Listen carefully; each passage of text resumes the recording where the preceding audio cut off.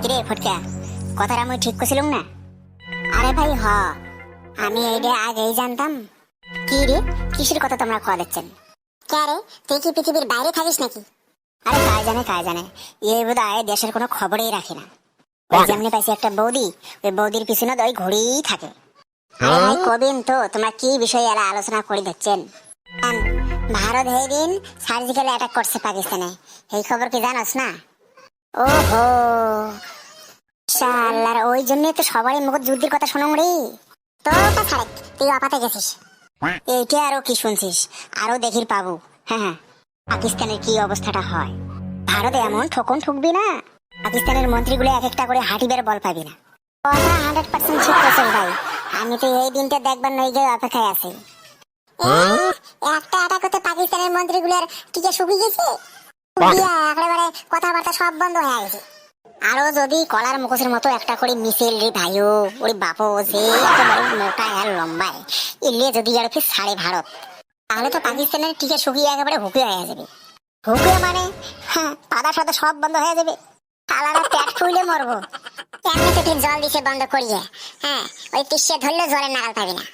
হারিয়ে টিকে সুশীত তো দূরের কথা। ইস, এখন আমার পস্তানি হয় রে। শালার, আমি যদি একটা পাইলট হইতাম, শালার বিমান যে উড়াইতাম না, আর যে বোম ফেলতাম, হাই রে, পাকিস্তানে ফিনিশ করে দিতাম। আর মই যদি শালার কামানের ড্রাইভার কান হলুম হয়, শালার জঙ্গল মারলুম না হয়, জল মারলুম না হয়, নদী না মারলুম হয়, সব লাড়ি উপরে দিয়ে নিয়ে যায় যে খালি বোম কান যে মারলুম হয় রে ভাইও। হ্যাঁ, পাকিস্তানের আর্মি টেটটা পাইলে হয়।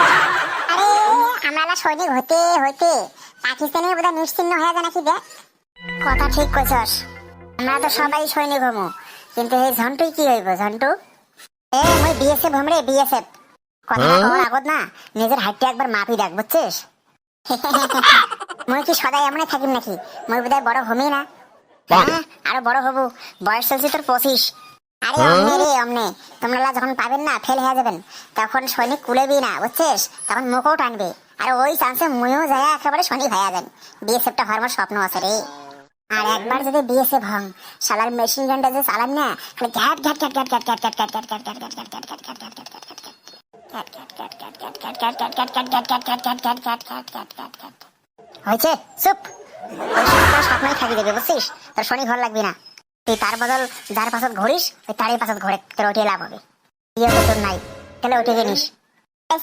ডাউন না দেন রে, হয় যদি ওর স্বপ্নটা একদিন পূরণ। আচ্ছা নান্তু, এই পাকিস্তানের মানুষ বিনা ভারতে আইসে কি করে? ভারতের মানুষ তো যায় না। আরে ভারতের মানুষ যাবে কিসের জন্য ওই ভিখারির দেশত? আমার দেশত কি নাই কত? হ্যাঁ, জল মাটি হাওয়া সবই ভালো, অর্থ ধন সম্পদ সবই আছে। আমার দেশত অভাব বলতে কোনো কিছু নাই।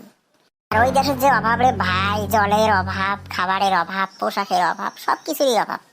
ওই জন্য ওই দেশের মানুষগুলো ওই চোরাচুরান ভাবে আমার দেশে আসি। খালি এই না রে, এই হালা পাকিস্তানি, হ্যাঁ, সন্ত্রাসবাদী গুনা আমগো দেশে ঢুইকে এই দেখ মানুষ রেখে মারা শুরু করছে। কত সন্ত্রাসবাদী কার্যকলাপ এই হালাগুনে করতেছে, এলাকায় তো যুদ্ধটা বাঁচতেছে। আরে চিন্তা করেন না, এই যে আমাদের রাফাল বিমান আছে, ঠিক আছে, এইখান দিয়ে তো একটা ঠকন ঠকিয়ে দিয়ে দিল পাকিস্তান। আরো সমুদ্র পথে জাহাজ, ট্যাঙ্ক, কত ধরনের মিসাইল। হ্যাঁ, এইবার পাকিস্তানও একেবারে ধূলিসাৎ করে দিয়ে দিবে, বুঝছেন? ওই তো দেশের খবর রাখিস, খালি মিশাও, খালি ভান করিস যেন কিছুই জানিস না। ভাই জানে জানে, হ্যাঁ জানে, এই যে পাকা মাল, হ্যাঁ না জানে নাকি? ইয়ে আমার ওজন বোঝায়, ওজন।